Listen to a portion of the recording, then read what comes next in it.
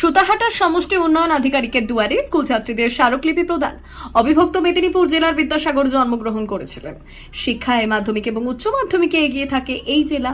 British ইংরেজদের হাত থেকে এই জেলাকে মুক্ত করার জন্য এগিয়ে এসেছিলেন মাতঙ্গিনী হাজরা। ইংরেজ শাসন থেকে মুক্ত করার জন্য ফাঁসির মঞ্চে জয়গান গেয়েছিলেন ক্ষুদিরাম বোস।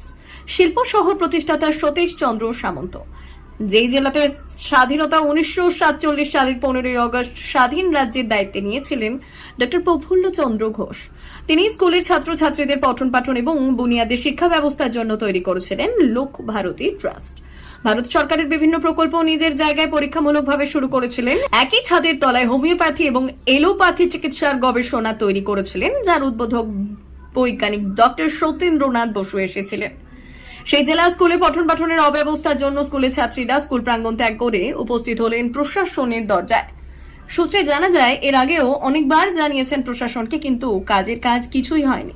আজকে স্কুলের ছাত্রীরা যখন প্রশাসনের দুয়ারে এলেন, তারা তাদের বেশ কয়েক দফা দাবির সম্মিলিত স্মারকলিপি জমা দিলেন। তাদেরকে আবারও শুনতে হলো, দেখছি কি করা যায়।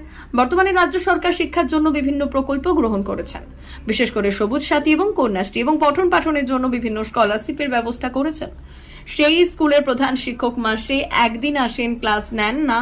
স্কুলের চারিপাশে জঙ্গলে ভর্তি, বিশেষ করে বর্ষার সময় বিভিন্ন পোকামাকড়, সাপ যে কোনো মুহূর্তে এসে ক্লাসরুমে ঢুকে যেতে পারে। মিড ডে মিলে অব্যবস্থা, মিড ডে মিলে খাবারে চুল পোকা পড়েই থাকে। আজকের করে ছাত্রীরা তারা লিখিত অভিযোগ জানালেন। অত্যাধুনিক শিক্ষার জন্য কম্পিউটার ব্যবস্থা করেছেন শিক্ষিকা। প্রায় 1 বছর হতে চলল, না আসেন না তিনি। বিশেষ করে বর্ষাকাল, শীতকালে মেঘলা হয়ে থাকলেও ছাত্রীরা পঠন পাঠন করতে পারেন না। স্কুলে সরস্বতী পুজোর জন্য চাঁদা নেওয়া হয়, প্রীতিভোজ হয় না, আর চাঁদার টাকার কোনো হিসেব দেওয়া হয় না। বিশেষ করে মেয়েদের জন্য বিভিন্ন শিল্প সংস্থা ন্যাপকিনের ব্যবস্থা করেছেন, কিন্তু কেবলমাত্র পাথরবেড়িয়া বালিকা বিদ্যালয়ে কোনো ন্যাপকিনের ব্যবস্থা নেই। একগুচ্ছ দাবি নিয়ে আজ সুতাহাটা পঞ্চায়েত সমিতির অফিসে বিডিও এবং পঞ্চায়েত সমিতির সভাপতি অশোক কুমার মিত্রর কাছে গেলেন। সভাপতি আশ্বস্তও করলেন, কিন্তু ছাত্রীদের এই আবেদন কি বিফল হবে? স্কুলের প্রধান শিক্ষিকা তিনি সাফাই গাইলেন। তিনি জানালেন, তিনি নিয়মিত স্কুলে আসেন, কিন্তু তার রুমে তিনি বসতে পারেন না, তাকে বসতে হয় অন্য একটি রুমে। ওনার আসার আগে যিনি টিআইসির দায়িত্বে ছিলেন, তিনি তার আধিপত্য খাটানোর চেষ্টা করছেন ওই স্কুলে। আর সেজন্যই ছাত্রীদের এই ধরনের সাজিয়ে তার নামে প্রশাসনের দুয়ারে এসে অভিযোগ করাচ্ছেন। যদিও প্রশাসনিক কর্তাদের এখনো মন্তব্য পাওয়া যায়নি, তবে আশা করা যায় শিক্ষার এই অচল ব্যবস্থা কাটিয়ে উঠবে। প্রধান শিক্ষিকার বক্তব্য শুনলে আপনারাও অবাক হয়ে যাবেন। পূর্ব মেদিনীপুর থেকে অয়ন প্রামাণিকের রিপোর্ট। পাথরবেড়িয়া বালিকা বিদ্যালয় থেকে। আজকের এখানে হলফ নেওয়া যাওয়ার কারণটা কি? আমাদের স্কুলে অনেক দিন থেকে চক ডাস্টার নেই, আমাদের ক্লাস করানো হয়নি। মিড ডে মিলে তরকারি কাঁচা, ভাতে চুল পড়ে থাকে, আর তরকারির খাবার কম থাকে, তাই জন্য আমাদের এখানে এসেছি। আর ম্যাম আমাদের ক্লাস থাকলে ক্লাস করে না, স্কুলে আসে না, মাসে 2-3 দিন আসে। কোন ম্যাম?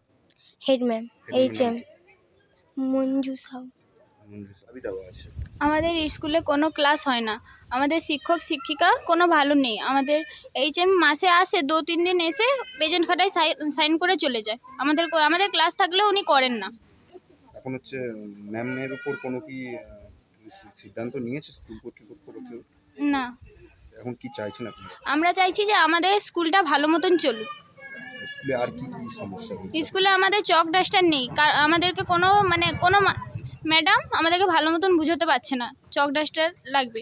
আমাদের বাথরুম অপরিষ্কার, ব্যবহারের যোগ্য নয়, বাথরুমে জল থাকে না। আমাদের ছাদে উপরে গিরিলে ছাদে দরজা নেই। কিছুদিন আগে আমাদের একটা দিদি পড়ে গিয়েছিল ওইখান থেকে। আমরা চাই যে এইসব আমাদের জন্য ভালো করে দেয়। হোস্টেল ভালো না, হোস্টেলে 50 জনের নাম রেখেছে, কিন্তু থাকে 6-7 জন। আমাদেরকে বাড়িও ছাড়তে চায় না, আর টিসি আনতে গেলে আমাদেরকে দেয় না। এখন হেড ম্যাম যাতে ভালো মতন স্কুল চালে, আমরা এটাই চাই। পাথরবেড়িয়া বালিকা বিদ্যালয়। হ্যাঁ, ছাত্রীরা অভিযোগ করছে যে মিড ডে মিলের লিখিত অভিযোগ, আপনি নিয়মিত আসেন না, আপনাকে পাচ্ছেন না, স্কুলে নাকি ছাত্রছাত্রীরা পায় না, আশপাশ জঙ্গল হয়ে আছে। আমার হায়ার অথরিটিকে সমস্ত কিছু উইথ প্রুফ জানানো আছে। আপনি কি স্কুলে আসেননি? আমি স্কুলে যাই, এবং আমি যখন স্কুলে যাই না, অন্য অফিসে বা অন্য কাজে আমাকে থাকতে হয়। যখন অন্য কাজে আমাকে থাকতে হয়, তখন আমি স্কুলে যাব কি করে? ক্লার্কের কাজ ক্লার্ক করছে না, গ্রুপ ডির কাজ গ্রুপ ডি করছে না।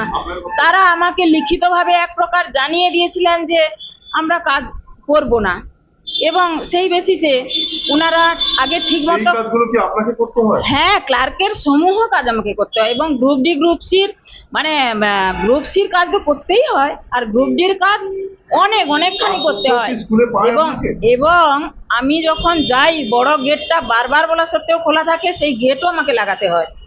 বাচ্চা কোথায়? স্কুলে কি থাকেন আপনি? কেন থাকবো না? স্কুলে আমি থাকি, তবে আমার সিটে আমি বসতে পারি না। লক্ষ্মী টুডু মুর্মু এবং আদার্স, তিনি যাদেরকে প্যারালাল অ্যাডমিনিস্ট্রেশন চালাচ্ছেন, দিনের পর দিন মারতে যাওয়া, ঘেরাও করা, দিনের পর দিন আমাকে হেনস্থা করে চলেছে।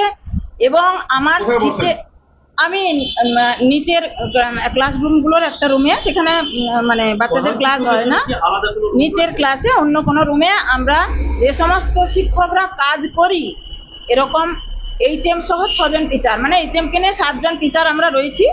ওখানে আমরা শিক্ষকরা তাদের যে ডিউটি, সেই ডিউটি ঠিকঠাক করে পালন করছেন না। আমি যখন ক্লাসে রাউন্ড দিতে যাই, তখন যখন ওনাদেরকে বলি, তখন ওনারা ধরুন 15 মিনিট পরে ক্লাসে যাচ্ছে, তখন বলতে গেলে মুখের উপরে যা তা উত্তর দেয়। নিজের মেয়েকে নিয়ে এসে ক্লাসরুমের মধ্যে ঘুরছে, তিনি রিডিং করে যাচ্ছেন। আমি সেগুলো পর্যন্ত ছবি তুলে অ্যাডমিনিস্ট্রেটরকে পাঠিয়েছি, ওনারা কোনো পদক্ষেপ গ্রহণ করেননি। আর তাছাড়া দিনের পর দিন এত হ্যারাসমেন্ট, নিরাপত্তার অভাব হলে কখনো গেট ঘিরছে, কখনো রাস্তায় দাঁড়িয়েছে আমাকে হ্যারাসমেন্ট করার জন্য, আমাকে অন্য রুট দিয়ে ঘুরে ঘুরে যেতে হয়। এবং প্রত্যেকটা কাজে বাচ্চাদেরকে নিয়ে ক্লাসরুমের মধ্যে এতটাই তাদেরকে মোটিভেট করা হয় এবং আপনি যে খারাপ নিচে কথা বসেন, শেখানো হয়। আপনি যে হ্যাঁ, নিচে বসেন, হ্যাঁ, যারা ছাত্রী তারা কি জানে, তাদের দেখতে পায় আপনাকে? হ্যাঁ, আমার কাছে তো ওরা গিয়ে ওদের কোনো কিছু দরকার বা কোনো কিছু বলার, যেমন আমি কালকে ওদেরকে ফুটবল নিয়ে গিয়ে দিলাম, ওরা খুব খুশি, ম্যাডাম আর আমরা বেশ ভালো আমরা ফুটবল খেলবো, কিন্তু গ্রাউন্ডে ঘাস ভর্তি রয়েছে, এখন বর্ষাকাল তো সেই কারণে বর্ষাকালটা গেলে পরে আর একটা অভিযোগ, মিড ডে মিল পরিবার মতন হয় না, সেটা short কম পড়ে পড়ে যায়। যায়। আমি তো বলবো ভালো হয়। তাছাড়াও মিড ডে মিল দপ্তর, কম কি পড়ে যায়? আমি তো বলবো সবকিছুই ঠিকের চেয়ে আরো বেশি হয়। কারণ আমাদের যারা মিড ডে মিল দপ্তর থেকে ইন্সপেকশনে যান, ওনারাই বলেছেন যে আপনারা এত বেশি করেন, সামলান কি করে? এখন লোক দিয়ে কাজ, সেলফ হেল্প গ্রুপ দিয়ে কাজ, তারা কি কথা শুনে? তাদেরকে এক বলে আরেকটু হয়তো নিয়ে নিল, হ্যাঁ, তো নিল, সেগুলো ফেলা যায় না, বরঞ্চ যেটা বাড়তি হয়, আমাদের আদার্স মেয়ে যারা খেয়ে আসে না, 9-10 মেয়ে, তারা খেয়ে নেয়। কম কি পড়ে? আরে যেটা বেশি হয় সেটা 9-10 মেয়েরা খায়, কম পড়ার তো প্রশ্নই নেই। কেন কম পড়বে? কম্পিউটার ক্লাসে কম্পিউটারের ক্লাসে তার বাচ্চা হবে না, আচ্ছা, এই যে তা সে মেটারনিটি লিভে থাকবে না? সেই সব নিয়ে বাচ্চারা বলবে কেন? বাচ্চাদেরকে কিভাবে শেখানো হচ্ছে এই কথাগুলো? বাচ্চারা বলবে কেন? বাচ্চাদেরকে এগুলো বলার কথা? বাচ্চাদেরকে তো বাচ্চারা পায়নি স্কুলে দেখতে, সেই জন্য অভিযোগ করে। তারা তো জিজ্ঞাসা করলে দিদিমণিরা বলেছে যে অনিন্দিতা দিদিমণি মেটারনিটি লিভে রয়েছে। হ্যাঁ, তার প্রত্যেকটা সত্ত্বেও ক্লাসে বলা হয়েছে, আমি তো বলেছি। তার বাচ্চাদের দোষ নয়, আমাদের বাচ্চাগুলো তার খুব পরিবর্তে ভালো। কেউ কি শেখাচ্ছে?